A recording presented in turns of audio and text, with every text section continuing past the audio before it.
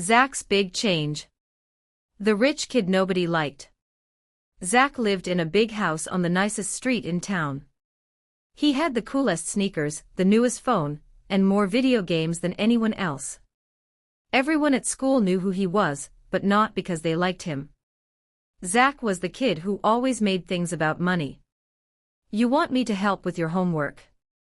What will you pay me? You want to borrow my charger? $1. You're short for lunch. Too bad. Should have planned better. People rolled their eyes when he walked by. No one invited him to their birthday parties. Even though he had everything money could buy, Zach felt lonely. One day at school, something exciting happened. A teacher announced, "Guess what? Mr. J is coming to speak at assembly tomorrow." Everyone cheered. Mr. J was a famous speaker who helped people and shared stories about kindness, forgiveness, and God's love. He'd even gone viral for helping people without asking for anything in return. Zach's ears perked up. He had seen Mr. J online. He was different. Real. I have to see him, Zach muttered. The next day, the gym was packed. Kids squeezed together on the floor, teachers stood in the back, and the stage was ready. But Zach had come late, and every seat was taken. He tiptoed around, trying to see, but all he saw were heads. Then he had an idea. He slipped out of the gym, ran up the stairs, and climbed to the second-floor balcony that overlooked the stage. He leaned over the railing and finally got a clear view. There he was. Mr. J. Zach's heart thudded in his chest. He didn't know it yet, but this was the moment everything was about to change. The surprise shout out. Zach leaned over the balcony rail, staring down at Mr. J on the stage. The gym was buzzing with excitement. Mr. J smiled, waved to the students, and started to speak. He told stories about helping people who had nothing. He talked about how kindness was more valuable than money.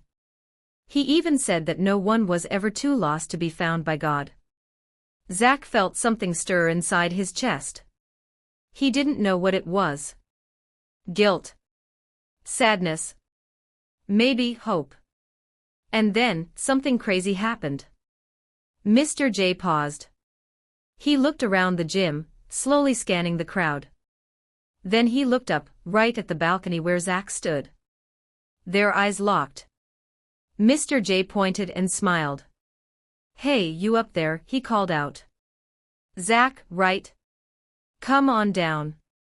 I'd love to hang out with you after this." Zach's mouth dropped open. The entire gym turned to look. Kids whispered. A few gasped. Him. Did he just say Zach? That's the kid who charged me $5 for a pencil. Zach's face turned red. He didn't know what to do. Part of him wanted to run. But Mr. J was still smiling, waiting. So Zach took a deep breath, ran down the stairs, and walked into the gym. Everyone stared as he made his way to the front. Mr. J stepped off the stage and met him with a handshake. "I'm coming to your house today," he said kindly. "Let's talk." Zach couldn't believe it. Mr. J, this wise, kind, famous man, wanted to spend time with him. For the first time in a long time, Zach felt seen. And not just because everyone was looking. He was seen by someone who cared. A visit to Zach's house.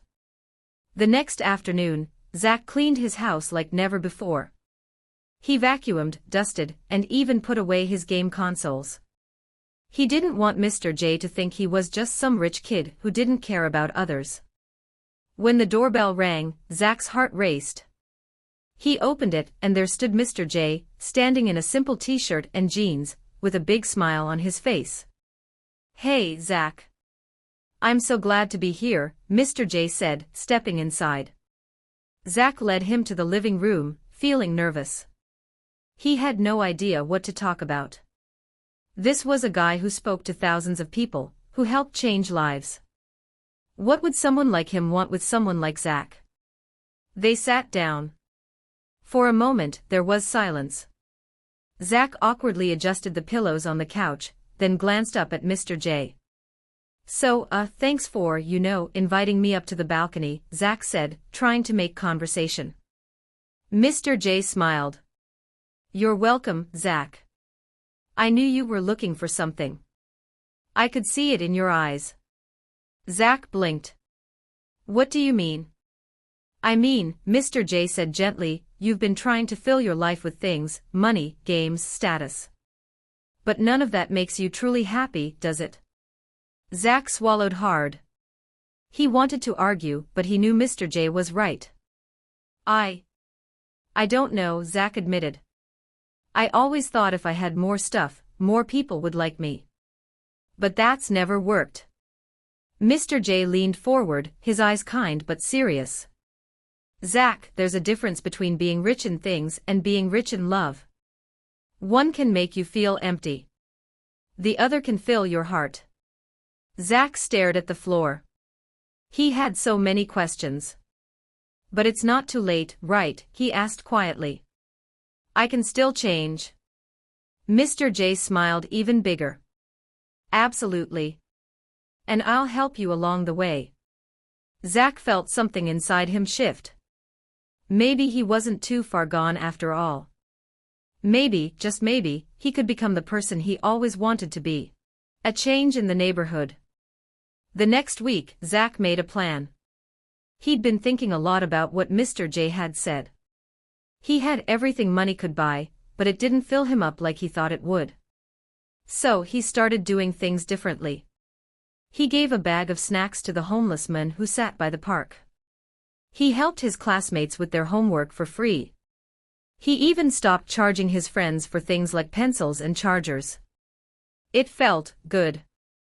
One day, after school, Zach walked home through the neighborhood. He passed by Mrs. Wilson's house. She was the kind old woman who always waved but never had visitors. Zach remembered how he used to ignore her, too busy with his own life. But today was different. Zach stopped at her front gate and waved. Hey, Mrs. Wilson. How's it going? She smiled, surprised. Oh, Zach. You're so kind to stop by. I'm doing well, thank you. I was just wondering if you needed anything, Zach said, stepping closer. I'm about to head to the store. Could I grab you some milk or bread? Her eyes lit up. Well, that's very sweet of you. Some milk would be lovely. Thank you, Zach. Zach smiled and ran to the store. When he came back, he handed her the milk with a grin. Here you go, Mrs. Wilson. She took it with a soft laugh. You're a blessing, Zach. As he walked away, he felt something inside him, something warm and full. It wasn't because he had done something big, but because he had done something kind, without expecting anything in return. He had been so focused on getting that he'd forgotten about the joy of giving. And that felt better than any game or gadget. A heart that's changed. A few weeks later, Zach was sitting on his porch, looking out at the neighborhood.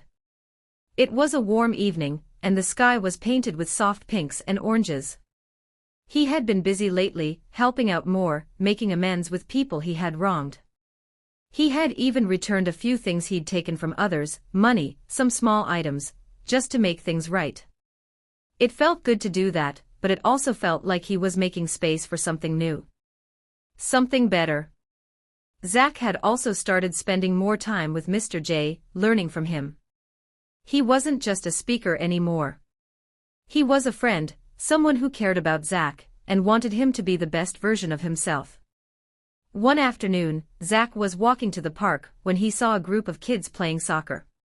He knew them, they were the ones who used to make fun of him, the ones who laughed when he charged for every little thing. But today they didn't seem so different. They were just playing, having fun. And for the first time, Zach didn't feel like he had to stand out by being better than them. He just felt like being with them. One of the kids, Tommy, kicked the ball toward him. Hey, Zach. Want to play? Zach smiled. Sure, I'd love to. He ran over to join them, laughing as they kicked the ball back and forth. For the first time in a long time, Zach didn't feel like he had to prove anything. He didn't need to show off his stuff or get attention. He was just enjoying the moment. He glanced at the sky and smiled. Things had changed. His heart had changed. And it felt good.